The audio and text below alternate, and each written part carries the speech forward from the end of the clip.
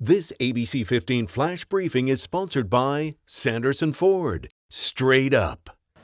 I'm Katie Rammel with your top stories from ABC15 Arizona. Nearly 1.7 million fentanyl pills seized. It's a record bust worth an estimated $9 million. The Scottsdale DEA task force says they've been investigating the Sinaloa cartel for months. During the recent bust, they also seized 10 kilos of powdered fentanyl and 1 pound of meth. You're talking about more than 4 million more pills that could have been made. I want to put that in context. We're talking about more than 6 million fentanyl pills. That is enough to kill more than half the population of the state of Arizona. DEA agents say the dealers use emojis on social media to sell their drugs, and they urge parents to talk to kids about the dangers of fentanyl. Reports show since January, the DEA has seized more than 9.5 million pills in Arizona, far exceeding last year's numbers. As the Christmas holiday approaches, health officials with Maricopa County say they are expecting to see a rise in COVID cases, and they want you to take precautions. The state's largest county health department holding a news conference today, asking people to use masks, stay vaccinated, stay socially distanced. And when it comes to their hospitals, they say they're working to remove stress in the system. Banner Health warning this week that by mid-January, they may have to cut back on care. We are helping set up monoclonal antibody locations that are outside of the hospital systems, working with them. We're providing staff for those. We've also requested FEMA support to help staff those sites.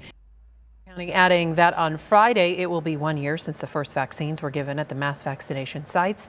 In total, 2.4 million people in Arizona have had at least one dose of the vaccine.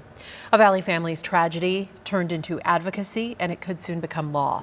That bill making it easier for military service members to get mental health treatment. We've been following Brandon's act for years, and it was just passed in the Senate. Now it's heading to President Biden for consideration. The bill is named after Brandon Caserta, who died by suicide a few years ago while serving in the Navy. Brandon's family says he was bullied after reaching out for help, and as a result, took his own life. The bill looks to help troops by allowing them to find help without going through their chain of command. I didn't realize until he died how many people were dying. I didn't know the numbers were so incredible. Brandon has always helped people, and now in his death, he will be helping others. The veteran rate of suicide in Arizona is actually about 40% higher than the national average. That's according to the state's VA statistics. And if you or someone you know needs help, we have, of course, posted a link with resources on our website at abc15.com. The White House out with a new plan aimed at eliminating lead from pipes in homes. The plan includes $3 billion worth of funding for lead service line replacement.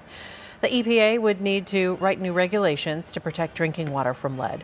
The Department of Housing and Urban Development will focus on removing lead from federally assisted housing. The assistant principal at Kyrene Aprende Middle School throwing down a heartfelt challenge to a group of teens who are eager to make a difference. And these kids accepted that challenge by rallying their classmates to donate thousands of hygiene items. Things like toothpaste and brushes, soaps and shampoos, collecting all of it over the last month and delivering it to the Kyrene Family Resource Center on Thursday. It's an essential program for vulnerable families. All the boys learning a valuable lesson along the way. One little donation plus everyone else at the school doing it can make a huge difference. The center provides critical resources like food, clothing, and other items to families in the district who've fallen on hard times. All of the items are donated from our community, and there's no cost to the families who need them. Tracking your most accurate forecast now, I'm meteorologist Jorge Torres. For some of you, another windy day is on tap, at least for Friday, in areas in Mojave County, right along the Colorado from Bullhead City to places around Lake Havasu and Lake Mead, too, where gusts of 30 to 45 miles per hour cannot be ruled out.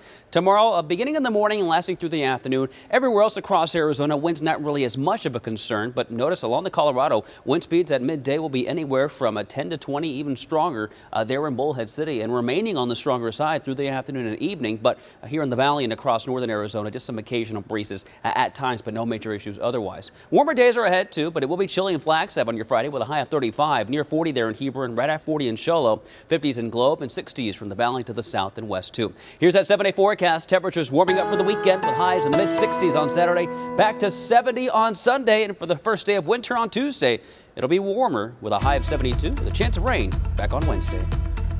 For the latest headlines, weather, and traffic, head to abc15.com and download the free ABC15 mobile app. This ABC 15 Flash Briefing is sponsored by Sanderson Ford. Straight up.